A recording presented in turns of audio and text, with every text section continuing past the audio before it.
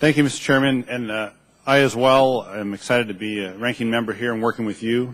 We do have a good working relationship over the last several years here in Congress, and look forward to working here in the Coast Guard Maritime Transportation Subcommittee with you. Thanks, Frank. I want to thank you for conducting this joint subcommittee hearing, and I welcome the opportunity to discuss these recommendations today. I think today the message is clear. Undertaking deep water drilling requires a deeper understanding of the risks that accompany the clear benefits of deep water drilling. Now that we have these recommendations in hand, Congress should act to ensure that our policies for offshore drilling are rigorous, that they safeguard workers, they benefit the economy, and they protect the environment. Too many lives are at stake, and too many jobs are at risk for the Congress to fail to act. If we cannot tap these offshore resources in a way that protects lives and the environment, there will be pressure to restrict the use of those resources. That would be devastating the maritime industry, the jobs they support, and our economy as a whole. We also need to have federal agencies with adequate resources to prevent another tragedy such as this from happening again, and to respond should we have to respond. I want to welcome Admiral Allen today to the subcommittee. I appreciate your willingness to serve the United States as Commandant of the Coast Guard as well as the commander of this response effort, even following your retirement. I look forward to hearing your observations and recommendations. The Deepwater Horizon oil spill was a major human and environmental disaster of unprecedented proportions.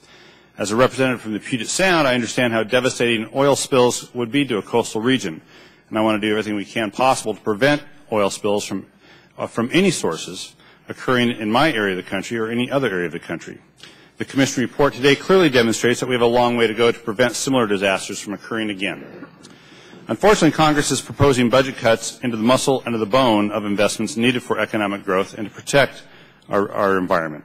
If nothing else, the BP spill showed the need for a more robust public capacity to respond quickly and safely to oil spills, and that's reflected in the report. The public depends upon federal agencies to ensure the safety of deep water drilling and the safety of the men and women who work on these platforms. Diminishing this capacity through budget cuts is irresponsible, especially considering the Commission's call for increased investment. Now, some voices in Washington, D.C. argue that we must reduce or eliminate regulatory burdens, and in some places I agree. But once again, the BP spill demonstrated that the oil and gas industry was subject to too little regulation and not too much.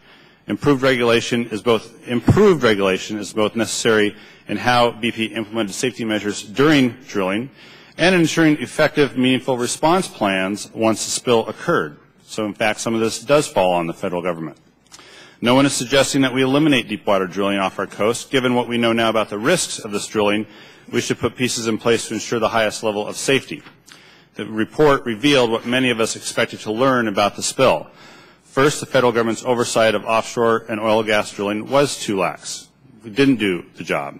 Second, federal agencies and the industry were inadequately prepared to effectively stop, track, contain, and clean up a spill of this magnitude. And third, we learned that the Jones Act, the law which protects and supports the domestic maritime industry, was not a hindrance to the federal government's response to this environmental calamity, and we will hear this later, and I know that the Commission report and Admiral Allen concur with this finding. I proposed last year, along with many others, at the committee's May 19th hearing on the spill, that the country take a step back to ensure that any future offshore drilling in the Gulf of Mexico lives up to claims of safety and reliability. And if anything, the National Commission's report only reaffirms my convictions. I look forward today to evaluating the Commission's recommendations and expect that our witnesses this morning will provide additional insights on these points. When the Exxon Valdez ran aground on Bligh Reef in Alaska in 1989, Congress responded with the Oil Pollution Act. Now, 22 years later, the BP spill demonstrated the need to amend and to strengthen that act. And I stand ready to work with Chairman Lobiondo and with Chairman Gibbs, with our ranking Democratic member, Congressman Rahal, and with Mr. Bishop, and the other members of this committee in shaping legislation to strengthen our nation's oil spill response and prevention laws. Mr. Chairman, the Deepwater Horizon spill exposed the real risks and costs of energy production on the outer continental shelf. We have before us an opportunity to make a necessary course correction in our production of offshore energy.